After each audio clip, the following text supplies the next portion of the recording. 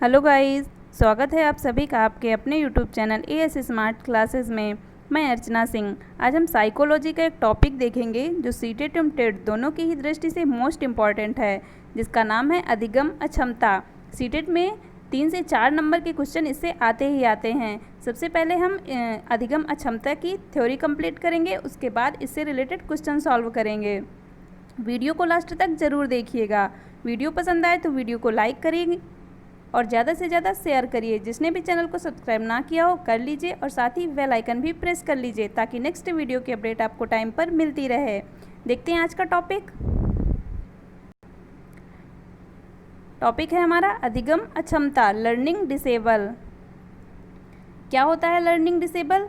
जब किसी बालक को अधिगम या सीखने के किसी भी क्षेत्र जैसे पढ़ने, लिखने, बोलने, मौखिक अभिव्यक्ति आदि में अशक्त अथवा कमज़ोर होते हैं।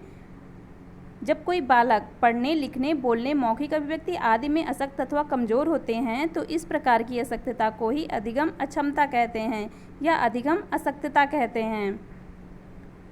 नेक्स्ट है अन्य नाम। इसके अन्य नाम कौन कौन से हैं? अधिगम विकार, अधिगम विचलन। अधिगम अक्षमता को ही अधिगम अशक्तता कह सकते हैं या अधिगम विकार कह सकते हैं या अधिगम विचलन कह सकते हैं या लर्निंग डिसेबल कह सकते हैं।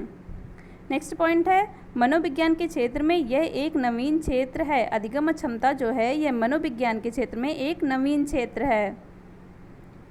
नेक्स्ट पॉइंट है हमारा अधिगम अक्षमता शब्द का प्रयोग सैमुअल क्रिक द्वारा 1963 में अधिगम संबंधी समस्याओं से ग्रसित व्यक्तियों के लिए किया गया। किसके लिए किया गया? अधिगम संबंधी ग्रसित व्यक्तियों के लिए किया गया। किसके द्वारा किया गया? सैमुअल क्रिक द्वारा। कब किया गया? 1963 में। आगे देखते हैं कौन कौन सी हमारी अधिगम क्षमताएँ होती हैं। सबसे पहले देखेंगे पढ़ने संबंधी विकार। पढ़ने संबंधी विकार से जो अक्षमताएँ होती हैं उनके नाम देखेंगे। सबसे पहला है डिसलेक्सिया। पढ़ने संबंधी विकार एक है डिसलेक्सिया, जिसमें क्या होता है पढ़ने संबंधी सभी विकार इसमें आते हैं। जैसे कोई व्यक्ति सा को वाच पढ़ रहा है, जैसे हमने लिखा सा, और कोई बच्चा है वह इसे पढ़ रहा है वाज, तो ये हो गई पढ़ने संबंधी अक्षमता। ऐसे पढ़ने से रिलेटेड जो भी समस्याएं होती हैं बच्चे में वो सब डिसलेक्सिया के अंतर्गत आती हैं। इसमें क्या क्या होता है? धारा प्रवाह में कठिनाई, वर्णमाला ना समझना, उच्चारण दोष, ध्यान केंद्रित ना कर पाना आदि ये सभी समस्याएं पढ़ने संबंधी समस्याएं होती हैं। नेक्स्ट है हमारा अलेक्सिया। अलेक्सिया भी एक प्रकार का पढ़ने संबंधी विकार ही है। अलेक्सिया में क्या होता है? मस्तिष्क में किसी प्रकार की क्षति के कारण पढ़ने में अक्षमता। मस्तिष्क में जब किसी प्रकार की क्षति आ जाती है उसके कारण पढ़ने में जो समस्याएं उत्पन्न हो जाती हैं उसे हम कहते हैं अलेक्सिया। नेक्स्ट देखते हैं डिस्ग्राफिया या अग्रेफिया। ये होता है लेखन संबंधी विकार। लेखन संबंधी विकार में डिस्ग्राफिया या अग्रेफिया ये दोनों ही लेखन संबंधी विकार होते हैं। लेखन संबंधी जो भी विकार होते हैं वह सब इनमें आते हैं। जैसे कोई बहुत बड़ा लिखता है, कोई भद्दा लिखता है, कोई बहुत छोटा ही लिख देता है जो समझ में ही नहीं आता, कोई बहुत झुक कर लिखता है, ये सभी लेखन संबंधी विकार हैं। नेक्स्ट है हमारा अप्रेक्सिया। अप्रेक्सिया क्या होता है? ऐसा शारीरिक विकार जिसके कारण व्यक्ति मांसपेशियों के संचालन में संबद्ध सूक्ष्म गति कौशल जैसे लिखने, चलने, टहलने आदि में निपुण नहीं हो पाता। यह मस्तिष्क में सेरेब्रम की क्षति के कारण होता है। तो अप्रेक्सिया क्या हो गया? जो सूक्ष्म गति कौशल में निपुण नहीं हो पाता और मांसपेशियों के संचालन से जो संबद्ध सूक्ष्म गति कौशल होते हैं उनमें निपुण नहीं हो पाता, और ये किससे होता है? मस्तिष्क में सेरेब्रम की क्षति के कारण। ये हो गया हमारा अप्रेक्सिया। नेक्स्ट देखते हैं डिस्प्रैक्सिया। क्या होता है डिस्प्रैक्सिया? डिस्प्रैक्सिया एक प्रकार का अप्रेक्सिया का ही रूप है। यहाँ पे लिखा है अप्रेक्सिया का ही एक प्रकार डिस्प्रैक्सिया है, जिसमें बालक मस्तिष्क में क्षति के कारण, इसमें क्या होता है? बालक मस्तिष्क में क्षति के कारण सूक्ष्म गति कौशलों में निपुण नहीं हो पाता है। और इसमें क्या होता है, चित्रांकन करने में कठिनाई व बच्चा हाथ व आँखों के बीच संतुलन स्थापित नहीं कर पाता, यह तंत्रिका तंत्र संबंधी विकार है। डिस्प्रेक्सिया जो है वह कैसा विकार है, तंत्रिका तंत्र संबंधी विकार है। और इसमें क्या होता है, चित्रांकन करने में कठिनाई होती है, जैसे बच्चे को चित्र बनाने में कठिनाई होती है। और ये अप्रेक्सिया का ही एक प्रकार का रूप होता है। तो ये हमारा हो गया डिस्प्रेक्सिया। नेक्स्ट देखते हैं असिम्बोलिया। असिम्बोलिया क्या होता है, इसके बारे में ज़्यादा कुछ नहीं, बस इतना जान लीजिए कि यह भी एक प्रकार का लेखन विकार होता है। नेक्स्ट देखते हैं गणितीय कौशल संबंधी विकार। कौन सा है गणितीय कौशल संबंधी विकार, डिसकैलकुलिया या अकैलकुलिया। इसे ऐसे हम समझ सकते हैं कि जैसे गणित में क्या होता है, कैलकुलेशन होता है, तो जो कैलकुलेशन से संबंधित या गणित से संबंधित विकार हो जाएंगे उसे हम कह देंगे डिसकैलकुलिया। गणित से संबंधित जो भी समस्याएं होती हैं वह डिसकैलकुलिया के अंतर्गत आती हैं। इसमें दिशा का बोध ना होना, चेकबुक, समय सारणी व गणितीय संकेतों का ज्ञान न होना आदि समस्याएं होती हैं। बच्चे जो भी गलतियां करते हैं, जैसे गलत संक्रियाएं, जोड़ घटाना गुणा भाग गलत कर देते हैं, या गणित से संबंधित जो भी समस्याएं होती हैं वह सब डिसकैलकुलिया के अंतर्गत आती हैं। नेक्स्ट देखते हैं वाक या वाणी संबंधी समस्या या बोलने संबंधी समस्या। इसमें फर्स्ट है अफेजिया।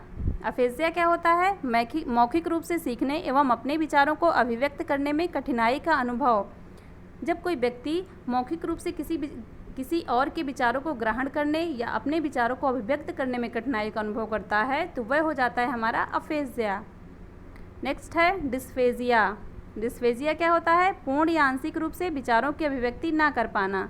विचारों की अभिव्यक्ति ना पूर्ण रूप से कर पाना और ना ही आंशिक रूप से कर पाना, तो वह हो गया हमारा डिस्फेजिया। अफेजिया और डिस्फेजिया दोनों ही क्लियर हो गए। नेक्स्ट देखते हैं कुछ अन्य अधिगम अक्षमता। कुछ और अन्य अधिगम अक्षमताएं देख लेते हैं। फर्स्ट है हमारा डिस्थीमिया।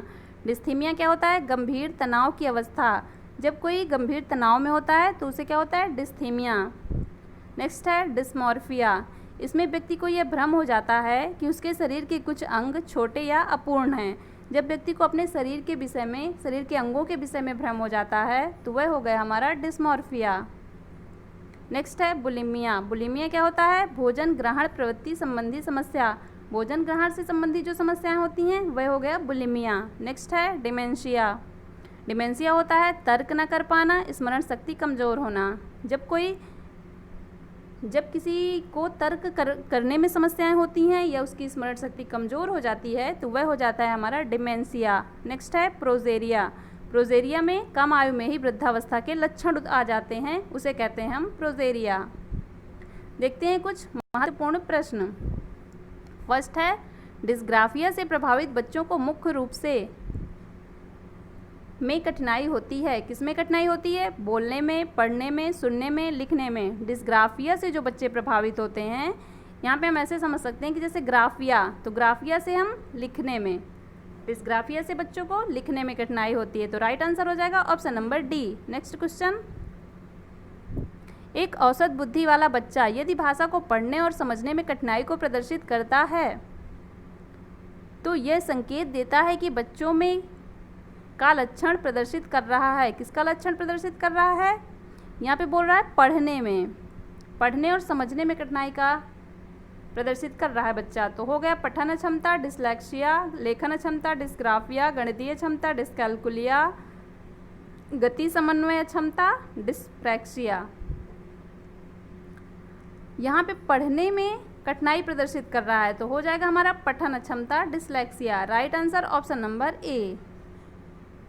नेक्स्ट, यदि एक शिक्षार्थी को संख्याओं का परिकलन में समस्या हो रही है तो उसमें असमर्थता हो सकती है जिसका नाम है, क्या हो रहा है यहाँ पे, संख्याओं में परिकलन, मतलब संख्याओं के परिकलन में समस्या हो रही है। अब संख्या किस में होती हैं, गणित में। गणितीय संबंधी समस्या को बताया था हमने। गणितीय संबंधी समस्या को कैसे समझते हैं, कैलकुलेशन, कैलकुलेशन से हो गया डिसकैलकुलेशन। समस्याएं जो होती हैं वह डिसकैलकुलेशन, तो इसका हो जाएगा dyscalculia. Right answer option number C. Next question, भाषा अवबोधन से संबंध विकार है, चलाघात, पठन वैकल्य, वाक संबद्ध रोग, भाषाघात।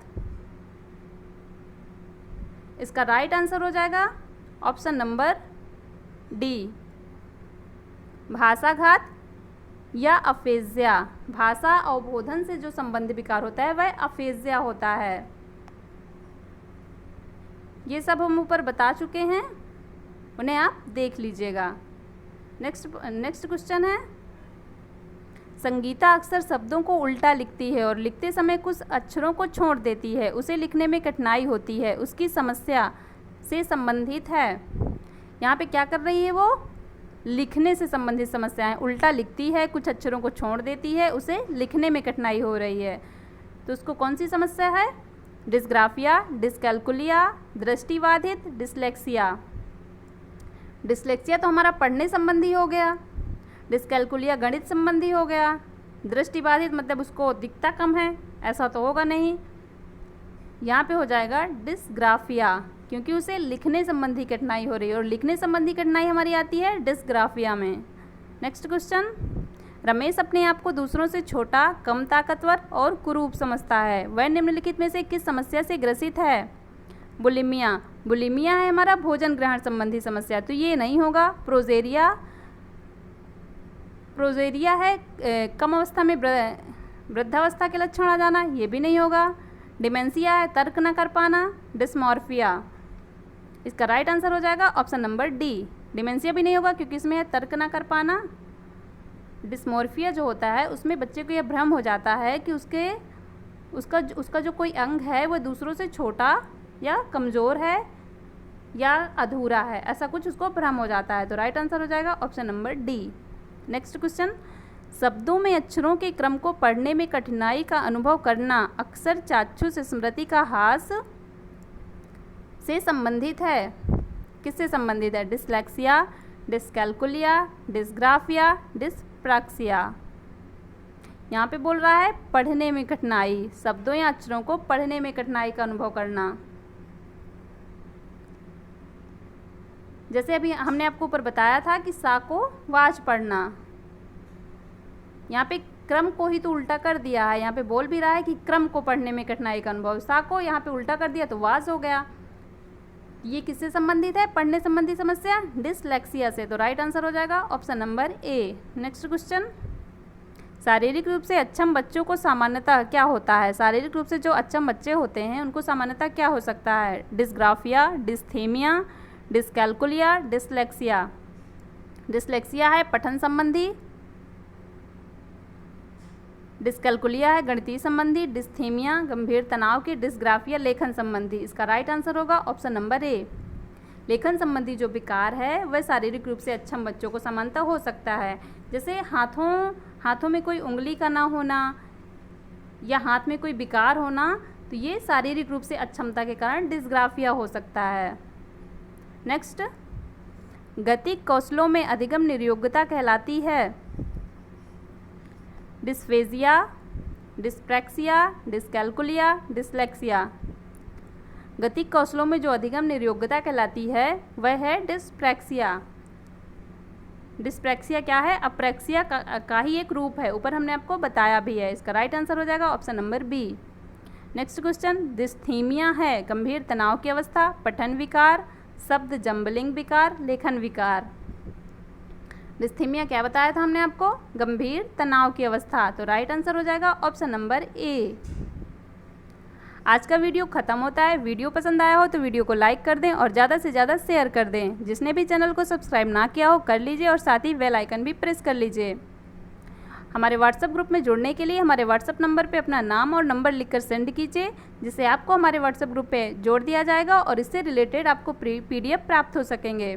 मिलते हैं नेक्स्ट वीडियो पे। Thank you so much guys.